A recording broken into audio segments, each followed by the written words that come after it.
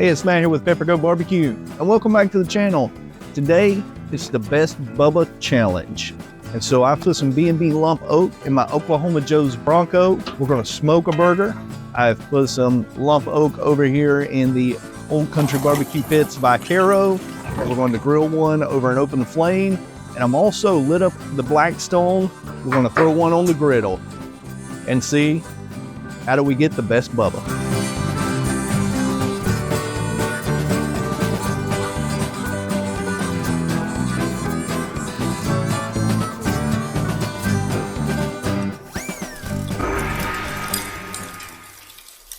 Looks like Joe's come up to around 260, 270. So we're going to go ahead and throw our first Bubba on. Give it a few minutes head start because it'll take longer on the smoker. The goal is to be around 275. I'm sure everybody's familiar with Bubba burgers. There are several variations of these. I have the Angus Bubba burgers today. These were on sale a while back, so I picked them up and I have used a couple of them. But I wanted to do this video today just to show you how to grill a Bubba burger. And also I wanted to do this challenge with the smoker grilling and making one on the griddle. You may be asking, why would I buy a frozen burger and not fresh burgers or fresh hamburger meat and pat out your own burgers?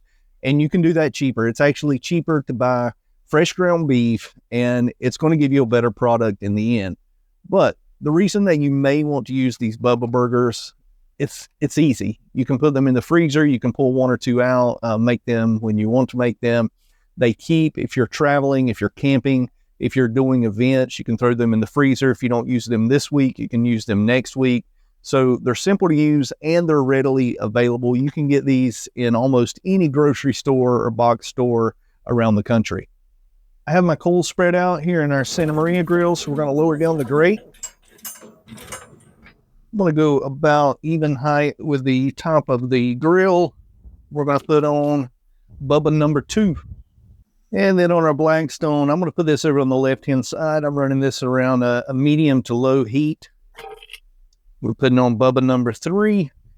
The key to getting a good Bubba is not cooking them too fast. Doesn't matter the cooker, you don't want to go too fast because these are frozen in the middle, and you do want that nice crust on the outside or the bark on the outside, that Maillard effect, but you don't want them to be burnt on the outside and raw in the middle. Now, Bubba recommends 160 degree internal temperature, so we'll probably cook somewhere close to that today for this video. But you can see on the Blackstone, I have my burners, cut them down a little bit now, just barely over low on the left side where the burger is. I do have the right-hand side on just because it is kind of cool out here today, and that way I don't lose so much residual heat. And then over here, the one that is over the coals, I have this at a location where I can hold my hand here for probably 15 seconds or so without it burning. So cooking a little slower and a little lower heat than usual. And then we're sitting over here at 275 on Oklahoma Joe. You can see the one here on the charcoal. The top is fully defrosted and it's starting to sweat out a little bit. So I'm going to go ahead and turn this one over. There, got that nice Maillard reaction on the back. Nice little char. So our Bubba that's on the Blackstone, again, you can see the top of it. It's starting to push out the juices that's in the inside. It's fully defrosted now, sweating out a little bit. So we're going to go ahead and flip this one over. Again, you see a nice Maillard reaction there on the back. And over here on the Oklahoma Joe's Bronco, you can see it's pushing out a lot of these liquids that's in the inside. So this one's also getting done. Let's go ahead and flip it over.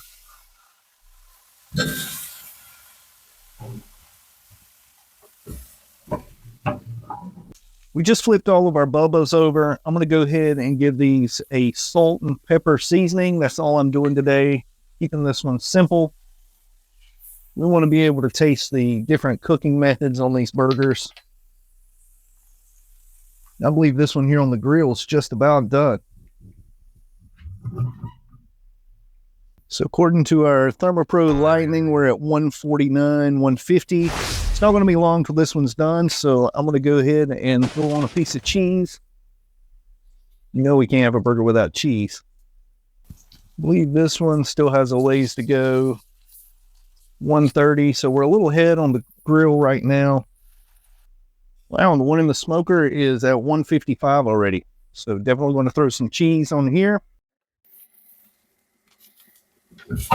Let that set for just a minute. Look at that, 160 on the dot. This one's coming off.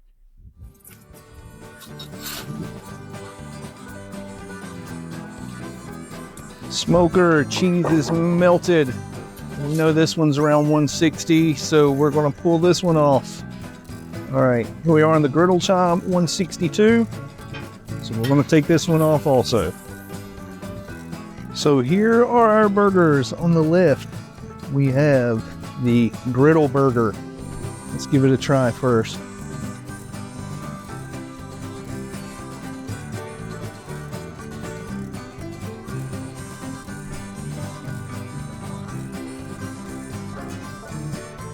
In the middle, there's the grilled burger.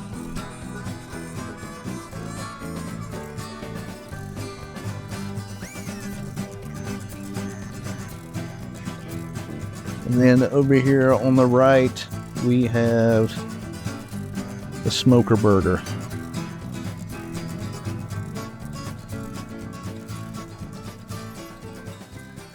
So here we go. We got these 3 burgers. American cheese, salt and pepper. This is the griddle burger, the grilled burger, and then the smoker burger. I'm going to try the smoker burger first, and you can see with the smoker burger, it does have just a little bit of pink coloring in it, even though it's done. I picked up a little bit of that smoke, and we're going to give this one a try.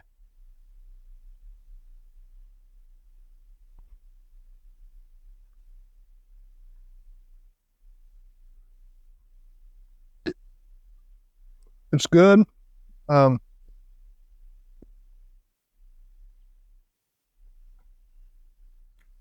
Little palate cleanse there. It's good, but I'll be honest with you. Smoking is not my favorite method for burgers. Let me try the grilled burger.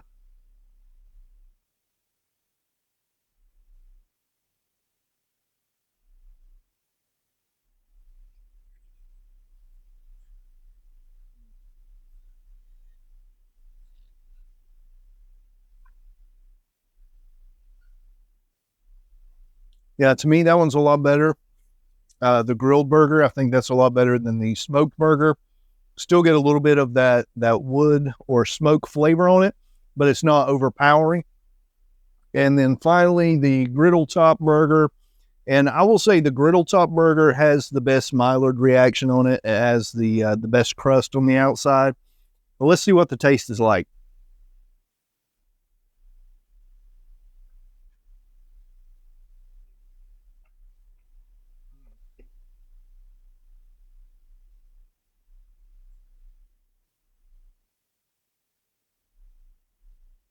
Wow. So either one of these on the griddle or on the grill are really good. So how do they all stack up? Well, my least favorite is the smoker burger. Never been big on smoked burgers. I would say in second place would be the griddle burger. It was really good. I have nothing wrong with that. I've eaten several of these that I've made on the griddle. It's quick, it's easy. But I believe first place is going to be the burger that is on the open coals. Just remember when you do this to cook them slow. The texture of this is a little more dense than it would be if you hand patted out a fresh burger. But the meat itself is good. The flavor is good. One tip, if you want to enhance the flavor a little bit, you can spray this with some beef broth, spritz it with beef broth, or sprinkle it with some beef bouillon powder. I was not able to find any beef powder. I used to be able to get that. Don't seem to be able to find it anymore. But you can give that a try. Either way, hey, Bubba Burgers, they're good. It's a good burger. It's all frozen beef. There's no fillers. There's no additives. So don't be afraid to give them a try. And you know what goes good with burgers? Hot dogs. Not just any hot dogs. These are 1/4 pound all beef franks that I picked up at Sam's Club.